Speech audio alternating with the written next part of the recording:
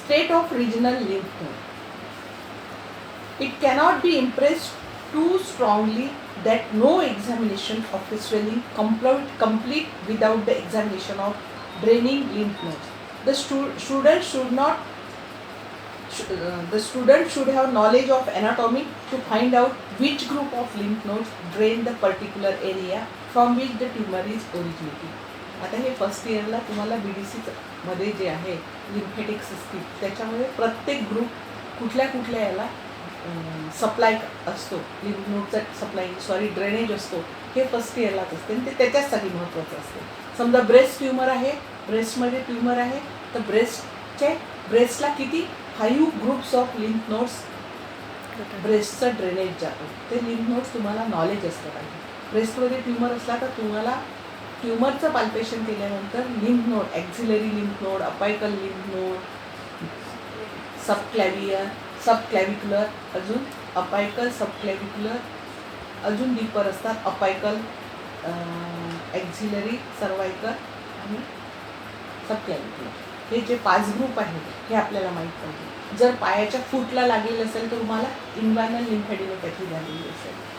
जर स्टमकचा CA झाला असेल तर सुप्राक्लॅव्हिक्युलर ग्लँड ह्या इनलार्ज असतात. म्हणजे स्टमकचा सप्लाय कुठे आहे हे तुम्हाला स्टमकचा drainage, not supply, drainage of lymph nodes हे तुम्हाला माहीत असणं आवश्यक आहे. म्हणून कुठेही ट्युमर असला तर ह्या लिम्फ नोडचा ग्रुप आहे हा पाल्पेट करायला पाहिजे. Then percussion. The importance of this examination is not much in case of swelling. Its sole place is to find out the presence of gases contained with the swelling. For example, resonant node over the hernia, or to elicit the slight tenderness of swelling. Percussion याच्यामध्ये खूप स्वेलिंगच्या चॅप्टरमध्ये खूप कमी महत्त्व ठेवते. फक्त आणि फक्त तुम्हाला जेव्हा इंटेस्टिनल ऑब्स्ट्रक्शन होते तेव्हा इंटेस्टिनल ऑब्स्ट्रक्शनमध्ये परकशनचं खूप सारं महत्त्व आहे. की ऑब्स्ट्रक्शन झालेलं आहे तर गॅसेसमुळे डिस्टेन्शन व्हायला लागलेलं आहे, की ऑब्स्ट्रक्शनमुळे आहे, की फ्लुइड आहे, की असायटिस आहे. हे सगळं आपण जेव्हा परकशन करतो त्याच्यामध्ये 2 नोड आपल्याला ऐकू येतात. एक डल नोड आणि रेझोनंट. डल नोड कुठे असतो? जिथे लिक्विड असेल किंवा सॉलिड असेल. आणि रेझोनंट कुठे असतो? जिथे गॅस असतो तिथे परकशन. परकशनची मेथड मी सांगितलेली आहे. जर डल असेल तर आपल्याला साऊंड ढप ढप ढप ढप असेल आणि रेझोनंट असेल तर एक प्रकारचं खाली भांड जे असेल, म्हणजे आपण एखाद्या वेळेस बाटली पाण्याने भरलेली आहे किंवा एखादा आंधळा माणूस कसं ओळखतो हे पाहिजे रिकामी आहे, आपण न पाहता सांगतो आता ही बॉटल भरलेली आहे. कसं 2 नोडमध्ये फरक आहे. बॉटलमध्ये याच्यात काहीतरी नाही, आपण स्पिरिट पण काहीतरी आहे हे आपण सांगू शकतो कारण याच्यात अर्ध्यापेक्षा जास्त भरलेलं आहे आणि हे रिकामी. कसं नोड येतात हे परकशनमध्ये ह्या 2 गोष्टी आपल्याला. Then auscultation. All pulsatile swelling should be ausculted to exclude presence of any bruit or murmur. पाहायसाठी आपल्याला ऑस्कल्टेशन महत्त्वाचं आहे आणि इंटेस्टिनल पेरिस्टाल्सिस मूव्हमेंट पाहण्यासाठी एक ऑस्कल्टेशन महत्त्वाचं आहे. पोस्ट ऑपरेटिव्ह तुम्ही लॅप्रोटॉमी केल्यानंतर पेरिस्टाल्सिस मूव्हमेंट सुरू झाल्या की नाही हे ॲब्डोमेनमध्ये आपण ऑस्कल्ट करून पाहतो. Measurement it is important in case of orthopaedic. Shortening झालेलं आहे का, लेंथनिंग झालेलं आहे का, मसल वेस्टिंग होत आहे का. आणि दुसरी गोष्ट पोस्ट ऑपरेटिव्हली लॅप्रोटॉमी नंतर तुमचं ऑपरेटिव्ह प्रोसिजरमुळे इंटेस्टिनल ऑब्स्ट्रक्शन झालेलं आहे का किंवा कलेक्शन होत आहे का किंवा ॲब्डोमेनची गर्थ वाढत आहे का हे पाहण्यासाठी मेजरमेंट, ॲब्डोमेन मेजरमेंट खूप महत्त्वाचं असतं. ॲब्डोमिनल मेजरमेंट तर मेजरमेंट स्वेलिंग चॅप्टरमध्ये ॲब्डोमिनल केसमध्ये महत्त्वाचं आहे surgical cases. Then movement. In case of swelling, the student must not forget to examine the movement of the nearby joint to exclude any impairment. एखाद्या ठिकाणी ट्युमर झालेला आहे त्या ट्युमरमध्ये नियरेस्ट जो जॉईंट आहे त्याच्यामध्ये काही डिफॉर्मिटी आली आहे का हे रूल आउट करायला पाहिजे. Examination of pressure effect. Swelling will exert pressure on the surrounding structure. Its effect must be noted by following examination. The arterial pulse distal to the swelling is felt.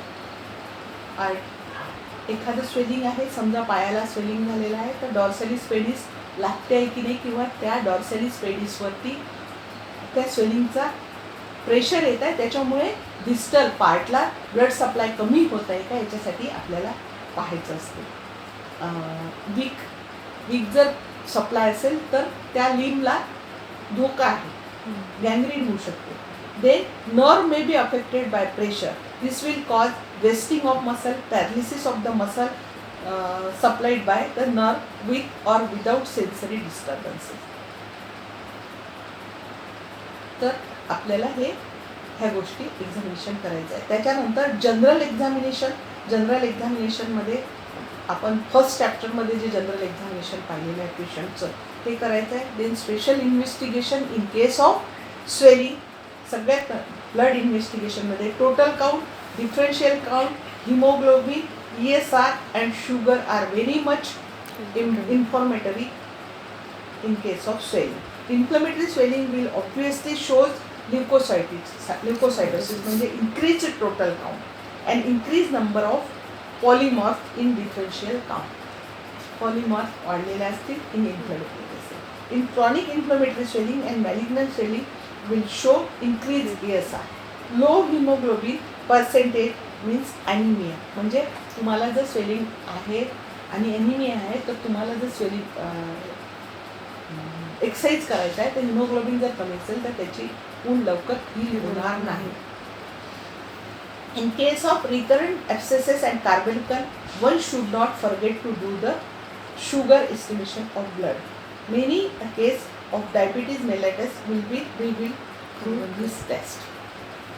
In case of syphilis, the Wassermann test and Khan test are complement fixation test of the serum is important.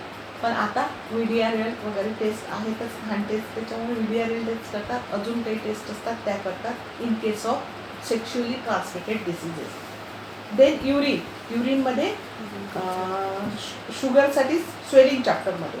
Then aspiration, needle aspiration करून त्याच्यामध्ये त्या needle ॲस्पिरेट केलेल्या जे सिरस आहे किंवा जे fluid आहे, ॲस्पिरेटेड material आहे, त्याचं फिजिकली, केमिकली आणि मायक्रोस्कोपिकली अँड बॅक्टेरियोलॉजिकली त्याचं सिस्टिक स्वेलिंगचं तुम्ही एक्झामिनेशन करून पॅथॉलॉजीमध्ये पाठवू शकता. आणि मोस्ट आता लेटेस्ट आलेलं आहे की त्याच्यामुळे आपल्याला लगेच डायग्नोसिस करू शकतो आपण FNAC और FNAB, fine needle aspiration biopsy और सायटोलॉजी. देन एक्सरे बोनच्यासाठी आपण एक्सरे करतो. त्याच्यानंतर चेस्ट एक्सरे प्रत्येक स्वेलिंगमध्ये करणं महत्त्वाचं आहे. एखाद्या पेशंटला लिम्फेडिनोपॅथी असेल, सर्वायकल एक्झिलरी लिम्फेडिनोपॅथी असेल तर ट्युबरक्युलोसिस रूल आउट करायला पाहिजे. किंवा प्री ऑपरेटिव्हली तुम्हाला हर्निया आहे, हर्नियाचं टाईप ऑफ स्वेलिंग, याच्यामध्ये तुम्हाला जर पेशंटला ब्रॉन्कायटिस असेल, अस्थमा असेल तर एक्सरे करणं आवश्यक आहे. अदरवाईज हर्निया मे रिका. देन स्किन टेस्ट, ट्युबरक्युलोसिससाठी मॉन्टूस टेस्ट, पण ट्युबरक्युलोसिससाठी आता खूप साऱ्या टेस्ट आल्या आहेत, त्याच्यामुळे मॉन्टूस टेस्ट खूप रेअरली केल्या जाते. देन UHG ऑफ स्वेलिंगमध्ये आपल्याला क्लिअर कट डायग्नोसिस मिळू शकते. Then CT scan, it is again important and latest investigation. 3D CT scan. Then MRI, angiography in case of tumour, किती प्रकारे त्याला ब्लड सप्लाय झालेलं आहे, किती प्रकारात मेटॅस्टॅसिस झालेला आहे, आर्टरीमध्ये इरोड झालेला आहे का, मॅलिग्नन्सीमध्ये, ट्यूमरमध्ये आपल्याला एन्जिओग्राफी करणं खूप महत्त्वाचं आहे. Then biopsy is the best for any tumour. Needle biopsy नंतर ड्रिल बायोप्सी, पंच बायोप्सी आणि open biopsy. These are the different types of biopsies. Then differential diagnosis of swelling. How to differentiate and how to diagnose the swelling. तर ह्याच्यामध्ये there are different types of swelling. त्याच्यामध्ये different types of swelling मध्ये सगळ्यात पहिले घेतलेलं आहे congenital swelling, traumatic swelling, inflammatory swelling and neoplastic swelling. Congenital swelling are generally present since birth. आता तुम्हाला इथं सगळ्यात महत्त्वाचा प्रश्न विचारल्यानंतर व्हॉट आर द कंजेनायटल स्वेलिंग. तर सगळ्यात पहिले हिमेंजिओमा म्हणजे आपल्याला जे काळे डाग दिसतात, कोणी म्हणते हे माझं बर्थ मार्क आहे, काळा हे असतो किंवा लालसर मोठा डाग असतो. These are the types of haemangioma. कमी जास्त प्रमाणात हिमेंजिओमा असतात. Then cystic hygroma. Cystic hygroma is a swelling of neck. It is also called hydrocele. It is due to collection of lymph. A few swelling in this group may not appear since birth, but will make their appearance later in the life. For example, branchial cyst, dermoid cyst, thyroglossal cyst. ह्या तिन्ही प्रकारच्या cyst birth झाल्याबरोबर नाही दिसत, young एजमध्ये दिसायला लागतात. त्याच्यामध्ये पण 2 प्रकार आहेत. जे एकदम जन्म झाल्याबरोबर दिसतात, ज्या हिमेंजिओमा आणि सिस्टिक हायग्रोमा, आणि नंतर ॲपियर होतात ते यंग एजमध्ये, डर्मॉइड सिस्ट, ब्रँकियल सिस्ट आणि thyroglossal cyst. Then traumatic swelling. Traumatic स्वेलिंगमध्ये फ्रॅक्चर, डिसलोकेशन, अजून प्रकारच्या स्वेलिंग येतात. इन्फ्लेमेटरी स्वेलिंगमध्ये 2 प्रकारचे स्वेलिंग येतात. एक ॲक्यूट इन्फ्लमेशन आणि दुसरं क्रॉनिक इन्फ्लमेशन. ॲक्यूट इन्फ्लमेशनचे ओळखण्याचे 4 प्रकारचे क्रायटेरिया दिलेले आहेत किंवा 4 प्रकारचे सायन्स दिलेले आहेत. Rubor. Rubor means redness. Pallor means rubor. Dolor means pain. Calor means heat आणि ट्युमर मीन्स स्वेलिंग. आणि 5वा आहे इम्पेअरमेंट ऑफ फंक्शन, त्याला फंक्शिओलॉसिया म्हणतात. हे 5 शब्द रुबॉर, कॅलॉर, डॉलर आणि ट्युमर आणि loss of function. These are the 5 clinical signs of acute inflammation.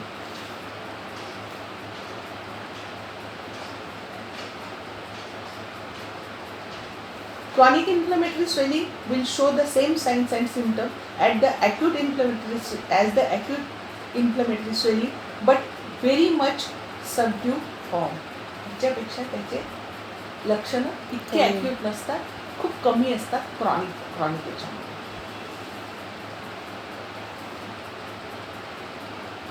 Then neoplastic swelling. There are 2 types of neoplastic swelling, benign and malignant.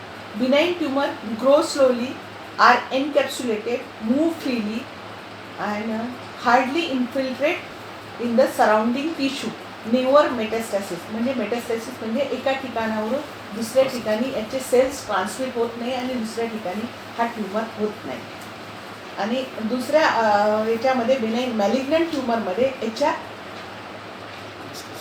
Opposite सगळे लक्षण असतात. मॅलिग्नंट ट्यूमर्समध्ये काय होते, रॅपिड ग्रोथ असते, may be painful at later stage, feature then recurrence is there, distal or regional lymph nodes are enlarge. त्याच्यानंतर metastasis is there malignant ट्यूमरमध्ये. ह्या दोन्ही याच्यामध्ये असा फरक असतो. तर हे झालं. Then differential diagnosis. Congenital swelling. Dermoid cyst. Other name of dermoid cyst is sequestration dermoid. Sequestration dermoid is the synonym of dermoid cyst. This cyst is generally developed in the line of embryonic figure. So this cyst may appear anywhere in the midline of body. मागे सांगितलं आहे. आणि कुठे, where 2 embryonic process meet each other. For example, at the outer angle of the orbit, that is outer canthus of eye, and behind the pinna, that is post auricular region, and just below the tongue in the midline, that is ranula.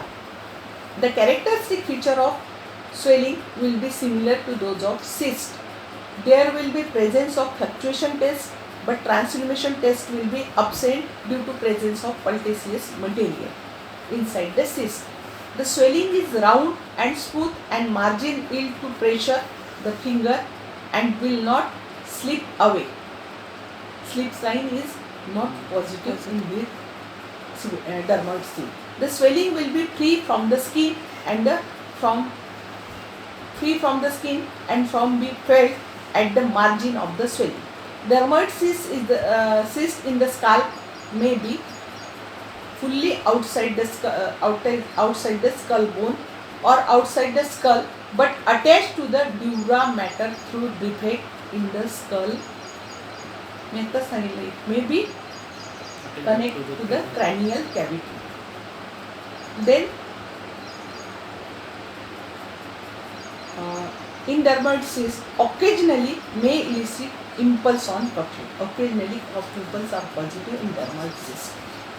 Then another type of cyst is implanted dermoid cyst. It is not truly congenital swelling, but here it is described under the dermoid cyst. It is not a congenital swelling in the true sense, but it is described here as it is include the category of dermoid cyst. It is actually a traumatic swelling and result from the surface ectoderm being driven into the subjacent tissue. So the origin is more or less likely to the dermoid cyst, but it is always sequelae of trauma. This is commonly seen in the finger or hand from a needle prick or the prick with thorn. याचं process जी असते तयार होण्याची dermoid implanted dermoid सिस्टची it same implanted dermoid सिस्टची same dermoid cyst सारखी असते. एखाद्या प्रिकमुळे किंवा निडल प्रिकमुळे किंवा थॉर्न प्रिकमुळे हे जे वरचे स्किनचे लेयर्स असतात हे आतमध्ये प्रिक होतात आणि ते ग्रो होतात. डर्मॉइड सिस्टमध्ये एम्ब्रॉनिक फ्युजनमध्ये थोडीशी स्किनचे पार्ट जे लेयर्स असतात ते त्या ठिकाणाहून डेव्हलप होतात. फक्त ते कंजनायटली असतात, हे आर्टिफिशियली होतात म्हणून याच्यामध्ये implanted dermoid, but it is not truly congenital. Haemangiomas, these are the vascular malformation. Vascular malformation होते कंजेनायटली, त्याच्यामुळे हिमेंजिओमा तयार होतात.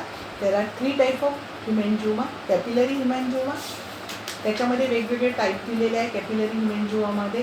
Then cavernous haemangioma, plexiform haemangioma आणि कंजेनायटल आर्ट्रिओव्हेनस फिस्चुला हा वेगळा प्रकार आहे. पण तुम्हाला हिमेंजिओमा माहीत असणं आवश्यक आहे. पण आपल्याला जनरली हिमेंजिओमा जे पाहायला मिळतात ते पहिला प्रकार जो आहे कॅपिलरी हिमेंजिओमा हा जनरली पाहायला मिळतो, जे आपल्याला लोकांमध्ये बर्थ मार्क म्हणून जे संबोधले जातात ते.